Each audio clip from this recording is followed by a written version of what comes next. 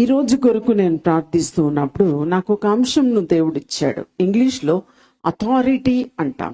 Authority అంటే అది authority అని చెప్తే తెలుగులో అధికారం అని చెప్పవచ్చు. అధికారం కన్నా ఇంకా ఇంగ్లీష్లో కరెక్ట్గా చెప్పాలంటే అథారిటీ అనే పర్ఫెక్ట్ వర్డ్ అని చెప్పవచ్చు.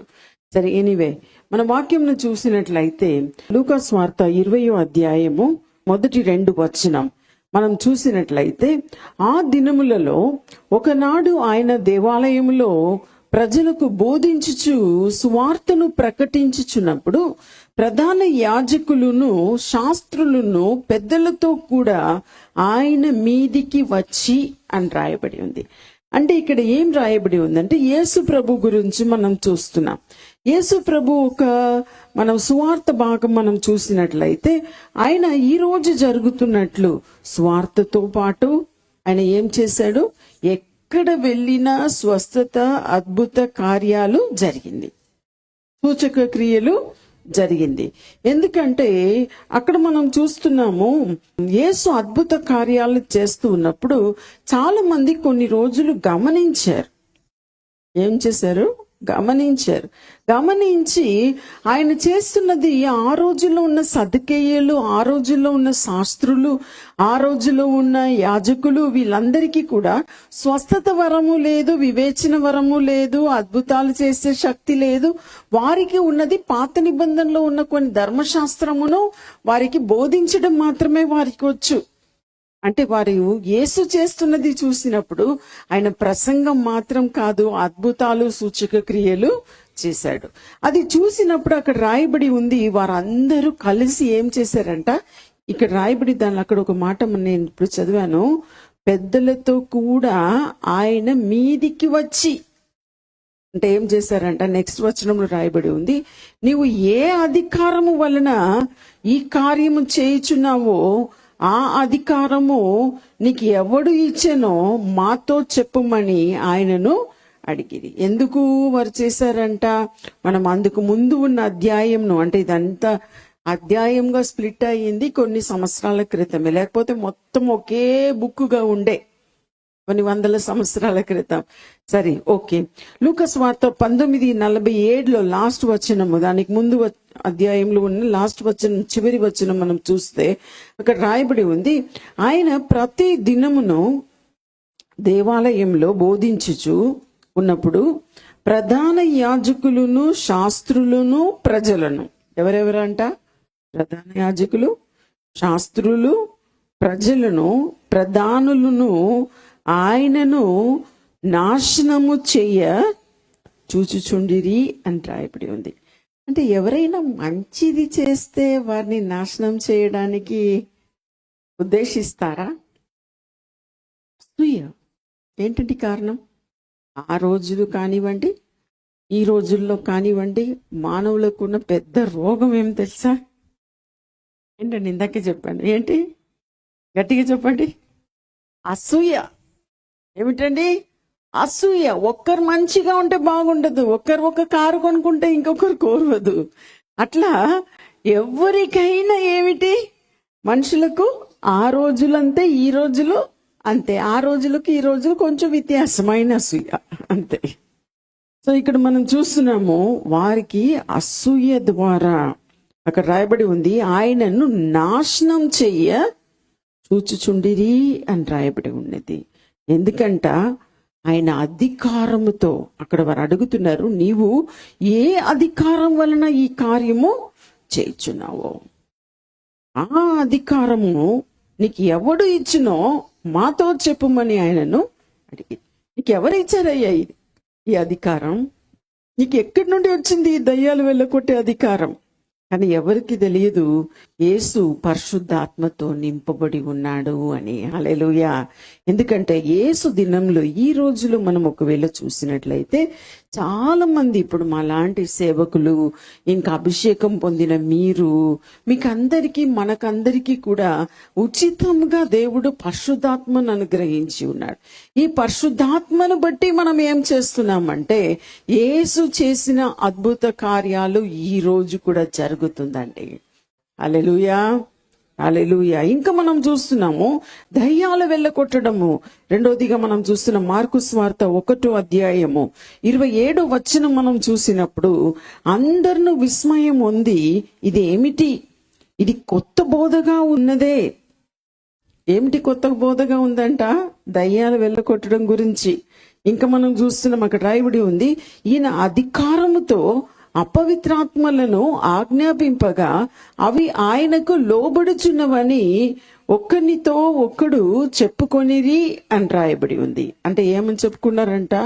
అయ్యో, అపవాది ఎలా లోబడుతుంది, దయ్యాలు ఎలా లోబడుతుంది.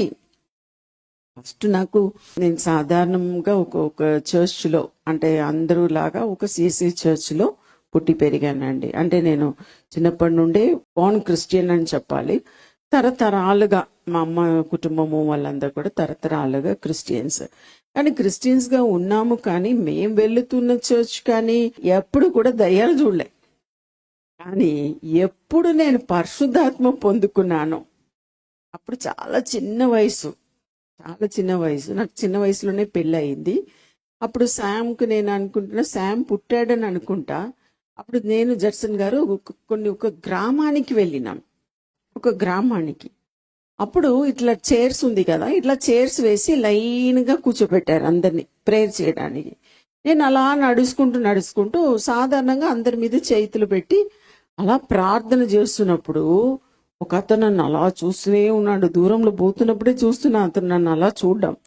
దగ్గర కూడా పోలేదు. అక్కడి నుండి ఆకాశంలో ఎలా ఎగిరాడో నాకు తెలియదు. ఆ చైర్ నుండి అలా ఎగిరిపడి వచ్చి నా 2 కాళ్ళు పట్టుకున్నాడు. ఎందుకు వచ్చినా వెంటనే వాలంటీర్స్ ఉన్నారు కదా, మీలాంటి వాలంటీర్స్, వాళ్ళు ఏం చేశారు, వెనుక నుండి అమ్మగారు విడిచిపెట్టి వెనుక నుండి లాగారు. ఏమైతుందండి, నేను ఎక్కడ ఉంటాను, వెనుక నుండి లాగితే. ఆయన కాలు పట్టుకున్నాడు, వీళ్ళు నా 2 చేతులు పట్టుకొని ఇక్కడ లాగుతున్నారు. ఏమైనా కింద పడ్డాను, కింద పడ్డాను. తర్వాత ఆయన దయ్యం పట్టిన వాడిని ఎల్లకొట్టడం అది తర్వాత. కానీ ఆ రోజు ఆయనకు ప్రేయర్ చేసినప్పుడు ఆయనలో ఉన్న దయ్యం పోవడము చూశాను, భయంకరమైన దయ్యము. ఆ రోజు నుండి ప్రారంభమయ్యి ఇప్పుడు వరకు కూడా ఎన్నో వేల దయ్యాలు వెళ్ళగొట్టి ఉన్నానండి. ఎన్నో వేల దయ్యాలు, ఫోన్లో, లైవ్లో, మీటింగ్స్లో, చేతులు పెట్టడంలో, ఎనీవే. సో ఆ రీతిగా ఈ రోజు వరకు కూడా దయ్యాలు ఉన్నాయి. ఒకసారి అయితే నేను చూసిన భయంకర దయ్యం, కొత్తగూడెం అనే ఒక స్థలం ఉంది అండి, ఎవరికైనా తెలుసా? సరే, కొత్తగూడెంకి వెళ్ళాం.